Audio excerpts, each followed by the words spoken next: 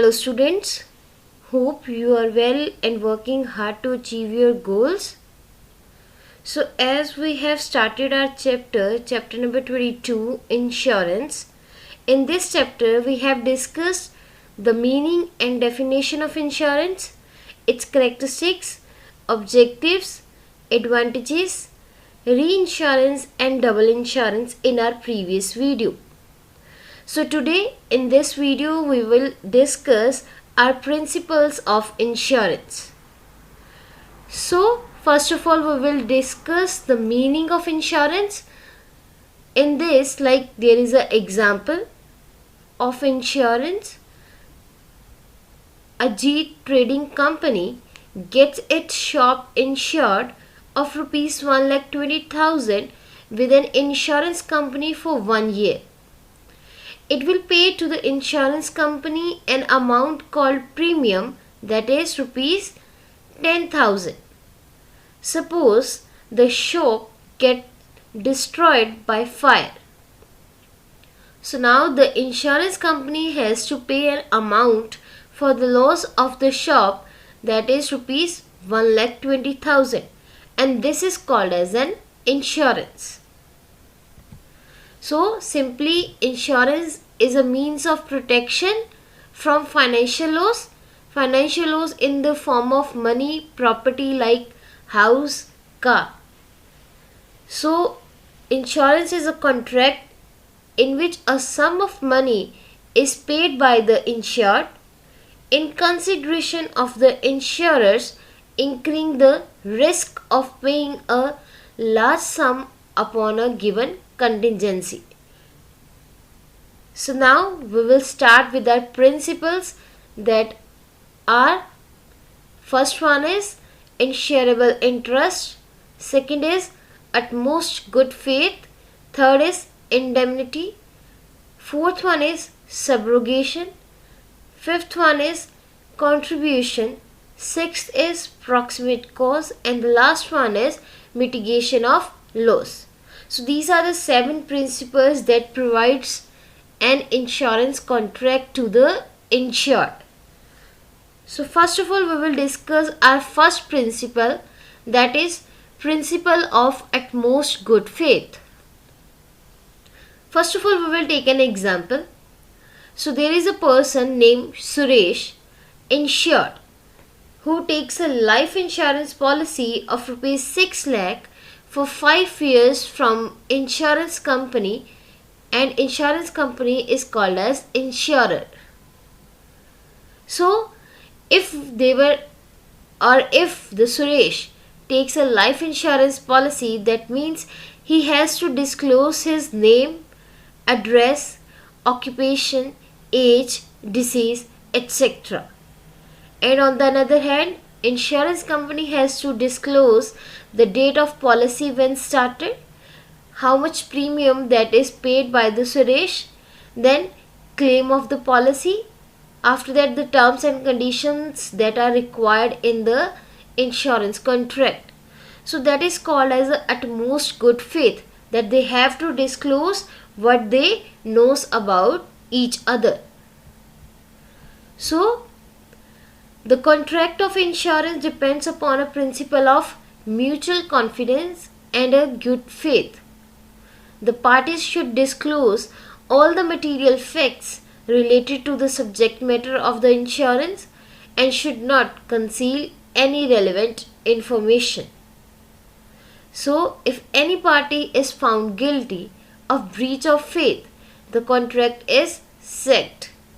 Likewise, we will take in another examples in this, the principle of utmost good faith.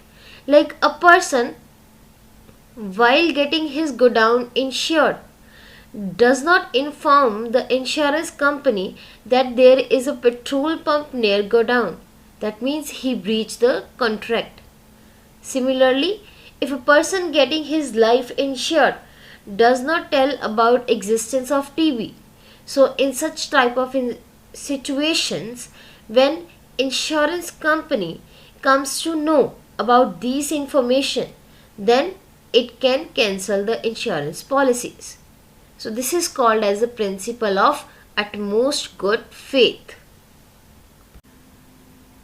So now the second principle is principle of insurable interest. First of all, we will discuss it with example that what is insurable interest. So in this, that the Ram cannot get the insurance of Sham's house as it does not provide any financial loss in the form of money to Ram. Likewise, Suresh takes insurance of rented shop where he opens his own business of grocery products. That means that Suresh has an interest in that shop and he can take a insurance policy. So that is called as the insurable interest. Means we have the interest on that property which we are going to insure. So its meaning is that it is necessary for the valid insurance contract that the insured person must have insurable interest in the property insured.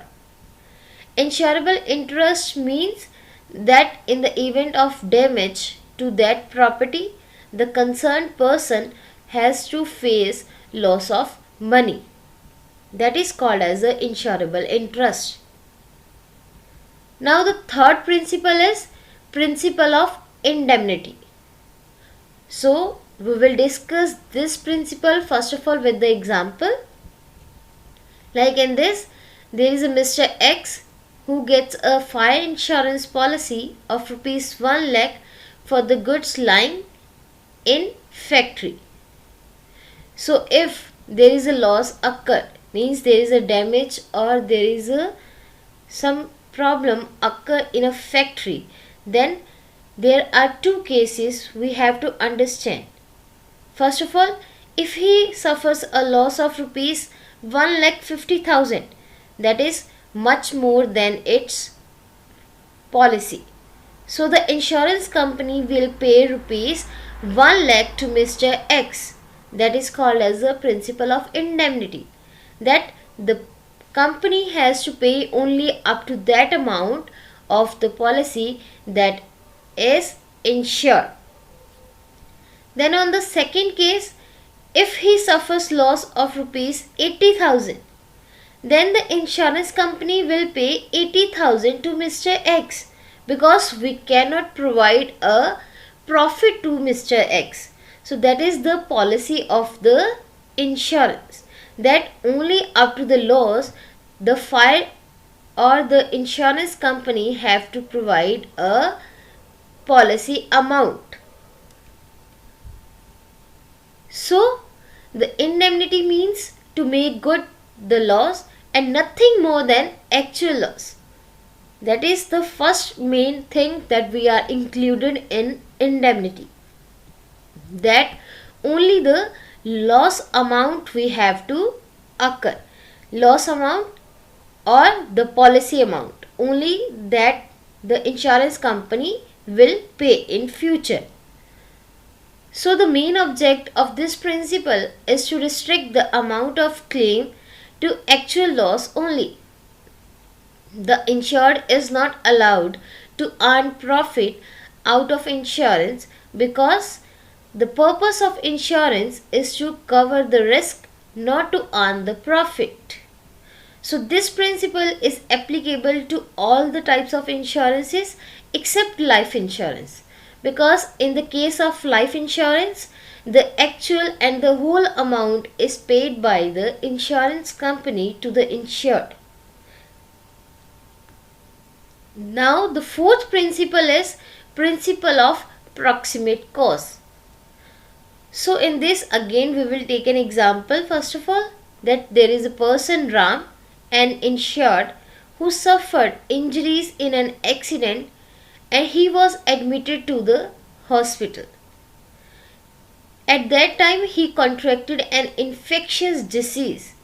While undergoing the treatment, he dies due to this infectious disease. The court held that the main reason, means the proximate cause of his death, was infectious disease and not the injury. So the original accident was not the remote cause. So the claim cannot be payable by the insurance company if the Ram has taken an insurance policy or the accident insurance policy from the insurance company. So this is called as the proximate cause. Means we have to find, or the insurance company has to find, the main reason that why the person dies. And if that reason applies to the policy, then the insurance company pays. Otherwise, the insurance company is not be liable. So now the meaning of principle of proximate cause is that the contract of insurance means that insurance company will pay the claim if the loss of property is caused due to the reason that specified in the contract. Likewise, we will again take an example of principle of proximate cause to understand it in a better way. Like if a person takes fire insurance of his godown, but godown destroyed due to earthquake, then the insurance company is not liable to pay the claim, because the proximate cause or the main reason is a natural calamity and not the fire. So that is why the principle of proximate cause applies in the insurance company. Now the fifth principle is principle of subrogation. So first of all, we will take an example of principle of subrogation. In this, the Mandeep insured his house with an insurance company for 1 lakh. The house is totally destroyed by the negligence of his neighbor, Mr. Ramlal. So, the insurance company will settle the claim of Mandeep for 1 lakh because Mandeep has an interest in his house and he takes an insurance policy of rupees 1 lakh. So, now the insurance company settle the claim and pays rupees 1 lakh to Mandeep. At the same time, the company can file a lawsuit against Mr. Ramlal for 1 lakh rupees. If the insurance company wins the case and collects of rupees 1 lakh from Mr. Ramlal, then that money will be retained by the insurance company. Means insurance company will not pay that money to Mandeep, because Mandeep get the amount of rupees 1 lakh from the insurance company before. So that is called as a principle of subrogation. So now under this principle means that the principle of subrogation, the insurance company steps into the shoes of the insured after payment of the claim for loss. So in other words, the insurer becomes entitled to exercise all the rights and remedies which the insured had in respect of the property insured. Likewise, we will again take an example. Mohinder gets his godown insured for rupees 1,50,000 and his neighbor Surinder sets fire in the godown. So Mohinder gets a claim of rupees 1,50,000 from an insurance company. That is called as the principle of subrogation. So we taken one more example, like in this, that Tejbir takes an accident insurance of his car from insurance company rupees 1 lakh. After 6 months, he met with an accident. The insurance company paid the claim to Tejbir of rupees 1 lakh. Now the insurance company has a right to take over the car and sell it into the market. Means the leftover, the part of the car, the insurance company has a right to sell it into the market. So it means that Tejbir has no right over his own car as his right is shifted from him to the insurance company. So this is called as the principle of subrogation, means going into the shoes of others. Like now the insurance company goes into the shoes of Tejbir, means now the insurance company has a right of Tejbir's property to sell it into the market and earn money from that part of the property. So that is called as the principle of subrogation. So now the sixth principle is principle of contribution. Again we will take an example. Ram gets insurance of his car rupees 10,000 from two companies. Company A rupees 5,000 and company B for rupees again 5,000. So if he met with an accident and the car gets fully destroyed, then the company A and company B paid amount 5,000 each. This is called as the principle of contribution, that insurance companies contribute to the insured of his loss. So the principle of contribution says the actual loss is only paid and it is paid jointly by the insurance companies. They contribute the amount of claim on proportionate basis. Again we will take an example of principle of contribution. Like in this, Sham gets his shop insured of rupees 50,000 from these three different insurance companies like A, B and C. So he take an insurance policy of rupees 10,000 from A and 20,000 from B and C, both. So the fire breaks out and loss is valued of rupees 40,000, that is less than from the policy amount. So now what the insurance companies has to do, they have to proportionate a amount of rupees 40,000. So there is a three companies and they have a contribution of in the ratio of their policy amount. So the insurance policy amount or the insurance policy ratio is 1:2:2 and the total is 5. So the insurance company A contributes 1/5 ratio of the amount of rupees 40,000 and that is only the amount 8,000.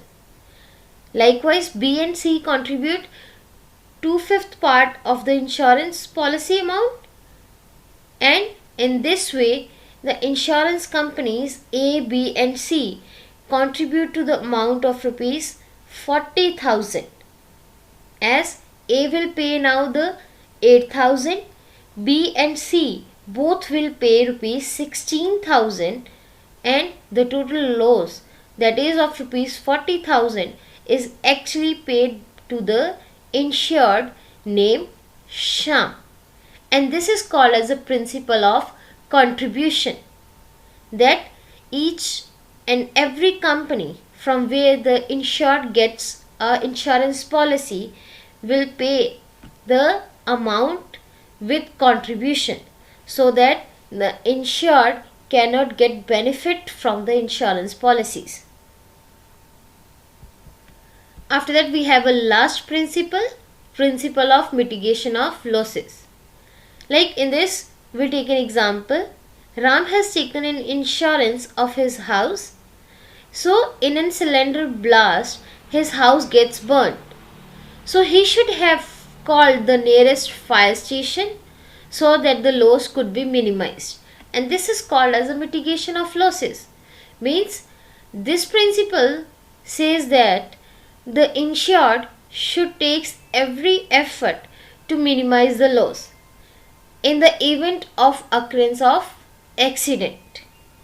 So he should take all those actions which he would have taken if the goods not been insured, and this is called as the principle of mitigation of losses.